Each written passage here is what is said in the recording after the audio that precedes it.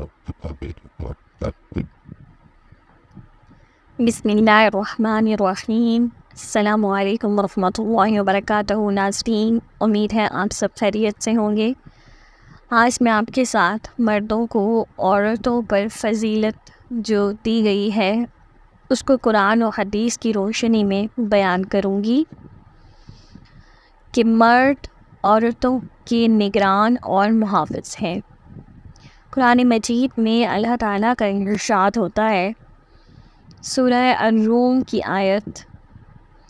اور اس کی نشانیوں میں سے ایک یہ ہے کہ اس نے تمہیں میں سے تمہاری عورتیں پیدا کیں تاکہ تم ان کے ہاں آرام حاصل کرو، اور تمہارے درمیان محبت ہمدردی پیدا کی، بے شک اس میں عقل والوں کے لیے نشانیاں ہیں۔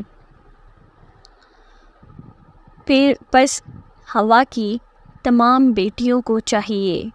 کہ وہ اللہ کی مشیت کے سامنے سر تسلیم خم کر دیں، اور اللہ کی مشیت میں یہ ہے کہ اللہ نے عورت کو ضعیف بنایا ہے، بس اس کے ضعیف ہونے کی وجہ سے کچھ امور خاص کا ذمہ دار ان کو نہیں بنایا بلکہ مردوں کو ذمہ دار ٹھہرایا ہے۔ ایک اور جگہ قرآن مجید میں ارشاد ہوتا ہے سورۃ البقرہ میں کہ آیت کا ترجمہ یہ ہے، اور مردوں کو عورتوں پر فضیلت دی گئی ہے، یعنی مرد عورتوں کے نگران اور محافظ ہیں، کیونکہ اللہ نے ان میں سے بعض کو بعض پر فضیلت دی ہے۔ مرد گھر کا سربراہ ہوتا ہے اور مرد حاکم بھی ہوتا ہے، اور عورت کی اخلاقی تربیت کرنے والا بھی ہوتا ہے جب وہ کجروی اختیار کرے، اور مرد عورتوں سے افضل ہے، عورتوں سے برتر ہے، کیونکہ ان میں سوچنے سمجھنے کی صلاحیت زیادہ ہوتی ہے۔ اس بات کا اندازہ آپ یوں بھی لگا سکتے ہیں کہ نبوت مردوں کے ساتھ مختص ہوئی اور بادشاہت بھی مردوں کے ساتھ مخصوص ہے۔ ایک اور ہمارے پیارے نبی کریم صلی اللہ علیہ وآلہ وسلم نے حجۃ الوداع کے موقع پر فرمایا کہ سن لو، عورتوں کے ساتھ اچھا سلوک کرو، وہ تمہارے پاس آوان ہیں۔ آوان کے بارے میں آپ صلی اللہ علیہ وآلہ وسلم سے پوچھا گیا کہ آوان سے کیا مراد ہے، تو اس پر آپ نے فرمایا کہ آوان کا مطلب قیدی کے ہیں، اور اس کے علاوہ تم کسی چیز کے مالک نہیں، یعنی جس طرح قیدی کی ضروریات کا خیال رکھا جاتا ہے اسی طرح تم ان کی ضرورتوں کا خیال رکھا کرو۔ ایک اور جگہ ارشاد فرمایا، اور وہ قوم کبھی فلاح نہیں پا سکتی جو اپنے امور و معاملات کسی عورت کے سپرد کر دے، یعنی اس سے بھی مردوں کی عورتوں پر جو فضیلت ہے وہ واضح ہوتی ہے کہ مرد ہی معاملات عورت کی نسبت زیادہ اچھے طریقے سے نمٹا سکتے ہیں۔ اسی طرح ایک اور جگہ بیان ہوتا ہے کہ اور اس لیے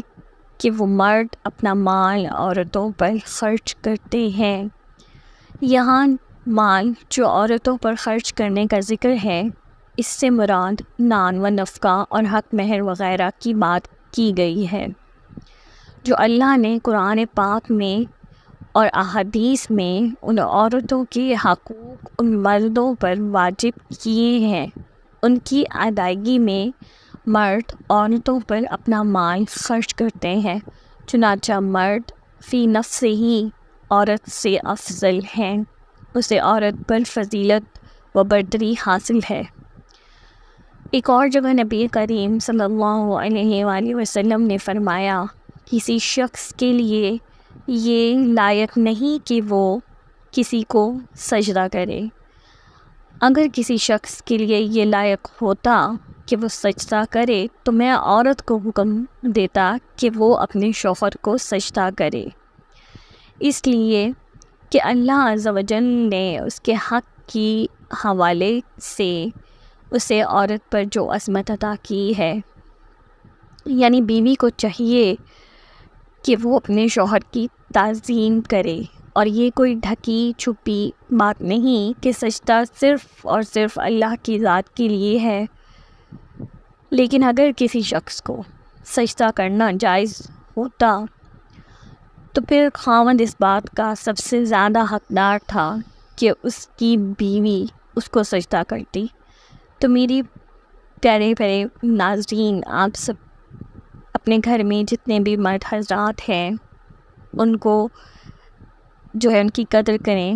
اور اگر آپ میرے چینل پر نیو ہیں تو میرے چینل کو لائک کیجیے، شیئر کیجیے، سبسکرائب کیجیے۔ جزاک اللہ۔